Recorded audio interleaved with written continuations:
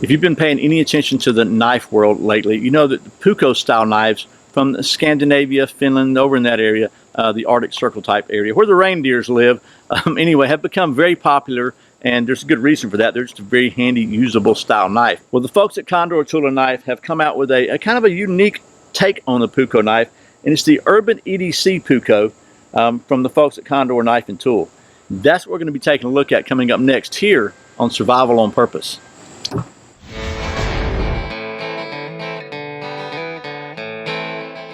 Welcome back to Survival on Purpose, your home for information and gear reviews related to camping, survival, and general preparedness for regular folks. My name's Brian. Thanks for joining me. I first saw this knife at the, I think it was Blade Show 2018. Joe Flowers gave me a sneak peek at it. It might have been SHOT Show, but it's the EDC Puukko. And what it is, it's kind of Condor's take on a modern version of the Puukko style knife. Really nice little knife, I think. It's got comes with this really cool sheath, and they were kind enough to send me this so I could show it to you. And I want to take you down to the old stump top. We'll talk about the specs of this thing real quick, and then we'll get to doing some knife stuff. And I'll stop rambling because when I finish this video, I got to go change clothes because I'm going to the Braves game. Okay, so here is the Condor EDC Puukko. I'll do my best to tell you about the all the specs and stuff on it. Just kind of, I think it's got some really different features that you may not be used to from Condor. It's pretty cool stuff here. So first of all, the big change for this one is from a lot of other Condor knives is it is 1095 high carbon steel, not 1075 like you may be used to from Condor. The specs of this thing is a 3 1/4 inch, or for those of you who don't have flags on the moon, 83.5 millimeter long blade, Puukko style blade of polished 1095. With a full tang, and that's another departure from the traditional Puukko, which is typically like a stick tang. This is a full tang Puukko. Has an overall length of 7.05 inches or 179 millimeters, and it features some really cool handle scales that are black paper micarta. Really nice looking, almost look kind of like bone, and then a kind of unusual, kind of a tapered triangular shaped handle style, which really does fit in your hand pretty well because it's wide enough back here to kind of to lock into your thumb, and still gives you a little bit of this angle here so that your fingers have a kind of naturally at that joint in your fingers, they kind of curl up around there. So that's pretty cool. It also features this really cool little sheath. It's kind of a Condor's take on the Puukko sheath, and it's a dangler style sheath. It fits in really nice. It's molded, kind of got some traditional designs on it, and then it's got a little dangler belt loop right here. I think you could also take that loop off and just carry this through your belt like an EDC. It's perfectly sized for a concealed carry, to be honest with you, and it is sharp as a stinking tack. That really pointy, we'll put it that way. So, and then at the time of this video, the Amazon price on this knife is $62. So another thing I think is pretty cool is it's a full flat grind. So you see the width of the blade here, and it tapers completely down to nothing with a little secondary bevel, so you can really work on your sharpness. Now it's not shaving sharp, but well, maybe it is almost, so it's not bad there. But anyway, it's a very handy, very useful little design here. These knives, again, like I said, have become very, very popular. This Puukko style knife. This is a kind of a non-traditional version of it, and I kind of like it. It's got two sleeved pins through here that you could put a lanyard in there if you want to. You could lash it, I guess, if you wanted to. If you had to use it to make a spear survival or something like that, it would work.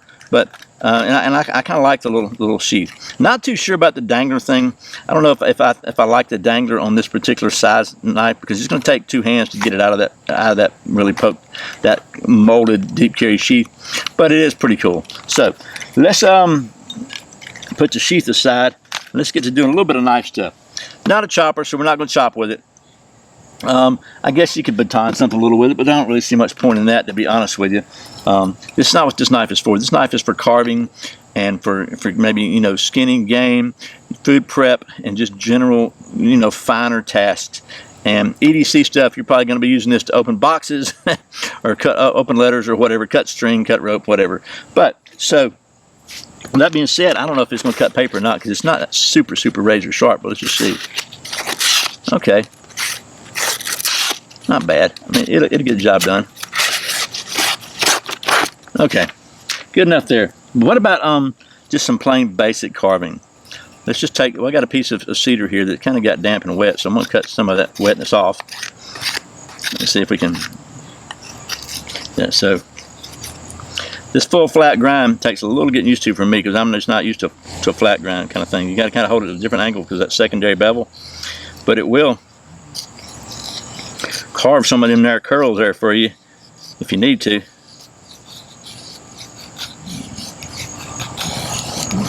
But after using knives with Scandi grinds and other different grinds, you really got to kind of adjust your technique a little bit to go with a flat grind.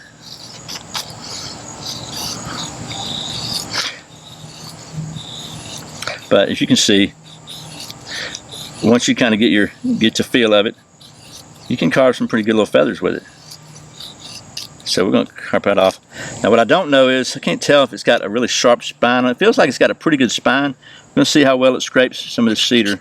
Oh man, it does really good on scraping the cedar. And so for a lot of different crafts that you would use a knife this size for, scraping is something that you really want to be able to do. Just for smoothing, you know, whether you're making primitive arrows, or making shafts, or making something you need to have smooth, you can definitely get it a lot smoother usually scraping than you can carving. So there's that, and that works obviously. You know, I can't hardly do a knife video without some fat wood, so we'll take some of this fat wood in here and we'll just see how well it works on that. And I need to carve me off a little narrower chunk of this thing, but let's just see about scraping the fat wood.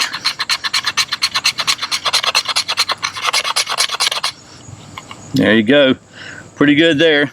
Now you notice I'm doing the same test that I do on most every knife because I'm just trying to keep consistent. That way you got kind of like a benchmark to compare things from. Next, of course, we're going to take this really cheap, like, I don't know, $5 ferro rod here. It's not an expensive one at all, and see how well this thing strikes. Now, small blades like this, I like to just pin my blade, the rod down, and scrape like that,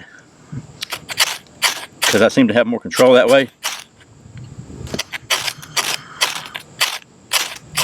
There we go.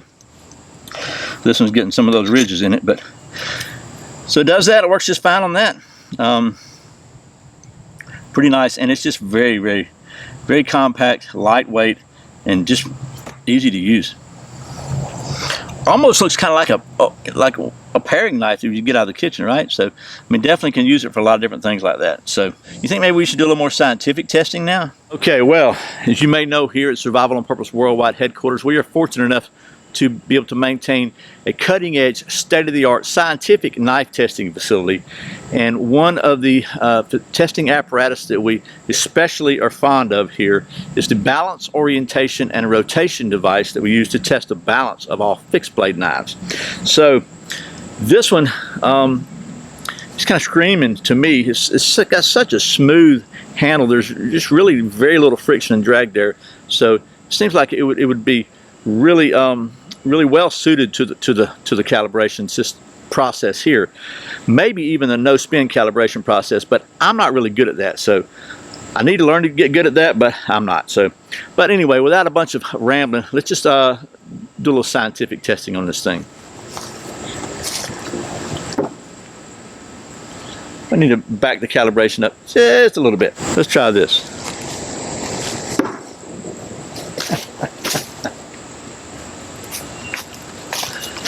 We're going to try a no spin. Wow, that was luck. Yeah, there's a technique there I just don't have.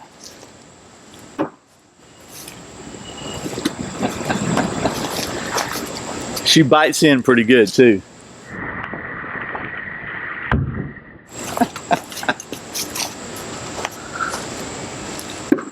This actually might be pretty fun to bring to your local darts game at the pub. Oh no! Just kidding, it's fine.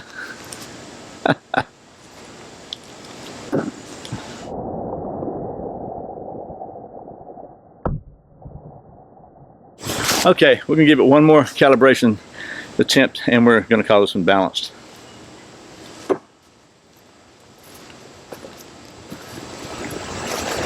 That wasn't very good.